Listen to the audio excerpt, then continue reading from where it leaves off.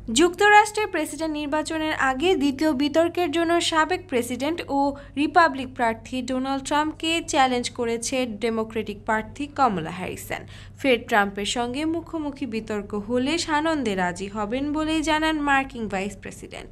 শনিবার এক বিবৃতিতে কমলা হ্যারিসনের প্রচার শিবিরের মুখপাত্র এসব কথা বলেন। তিনি বলেন, যুক্তরাষ্ট্রের ভাইস প্রেসিডেন্ট সিএনএন-এর 23 অক্টোবরের বিতর্কের আমন্ত্রণ গ্রহণ করেছেন।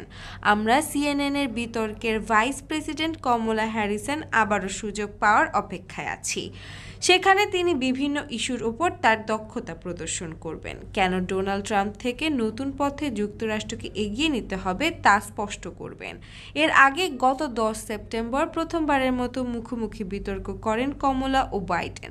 তাদের এই বিতর্ক 67 মিলিয়নের বেশি মানুষ দেখেছেন।